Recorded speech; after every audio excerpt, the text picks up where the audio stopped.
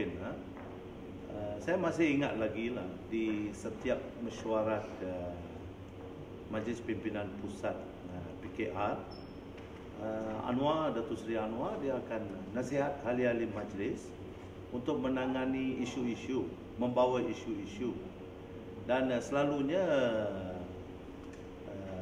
beliau setiap isu itu beliau akan minta seorang pemimpin membawanya. Dan saya nak nasihat Suaram dan juga Siwarasa, kawan baik saya lah. Jangan ikut Anwar membuta tuli lah. Don't follow Anwar blindly. Hanya kerana mau selamatkan Anwar, mereka mau memesongkan rakyat dengan membawa isu-isu ini. Kita tahu ini semua adalah di antara perancangan dan perbincangan dengan Datuk Seri Anwar. Dan apa yang sebenarnya adalah, ini adalah putar belit PKR dalam isu ini, di mana kita tahu bahawa semasa masa Al-Tantuya tahun itu tidak terlibat kes itu dengan perjanjian yang dilakukan. Jadi saya harap Siwarasa akan sedar sikitlah. Sebagai seorang peguam dan juga seorang pemimpin, beliau bertanggungjawab kepada rakyat. Rakyat dan pengundinya mesti diwakili dengan betul, dan tanggungjawab beliau adalah kepada pengundi dan rakyat itu. Jadi saya harap jangan membuta tuli. Sebagai individu, seorang pemimpin itu sebagai individu, kalau dia nak bawa, maka sokongan daripada NGO lain, daripada luar negara tidak akan kuat. Sebab itu mereka menggunakan NGO. Dan Suaram adalah nama NGO yang selalu dikaitkan oleh Datuk Seri Anwar dalam mesyuarat Majlis Pimpinan Tertinggi PKR. Apabila dikaitkan Suaram, Siwarasa ataupun YB Tian Chua akan dikaitkan.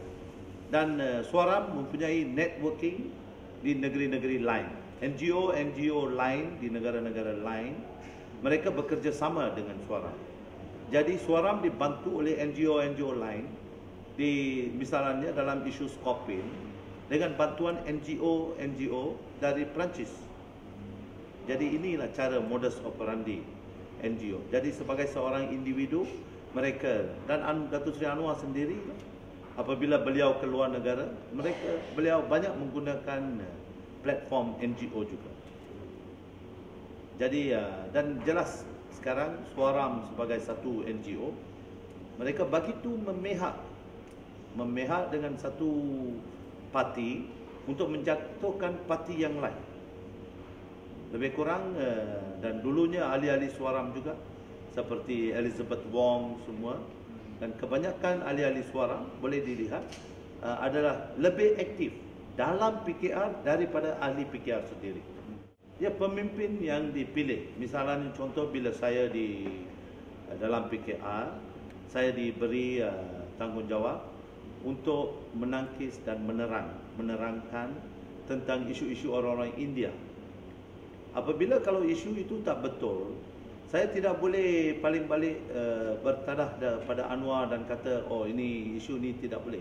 Saya terpaksa, saya akan diminta supaya mereka sesuatu isu dan menengahkannya supaya rakyat akan percaya. Anwar akan katakan, this is politik. Ini adalah politik, dan apa yang kita lakukan itu adalah strategi politik. Jadi dalam isu Skopin ini adalah strateginya. Semua tarikh akan berbeza, semua akan berbeza-beza. Masa, orang yang dikaitkan akan berbeza. Dan saya masih ingat lagi apabila pada suatu masa YB Batu dia keluarkan gambar, satu gambar yang beliau kaitkan dengan Perdana Menteri, di mana gambar itu kononnya Perdana Menteri pun duduk. Tetapi dalam mesyuarat Majlis Pimpinan, apabila isu itu naik, Anwar mengatakan, Datuk Seri Anwar menasihat YB Batu Tian Chua agar lain kali lebih prihatin, supaya pastikan gambar yang diberikan itu nampak real, nampak real. Sebab kita semua tahu gambar itu adalah satu gambar yang didoktor lah. Jadi itu menjadi satu isu dalam mesyuarat pimpinan tertinggi PKR masa itu.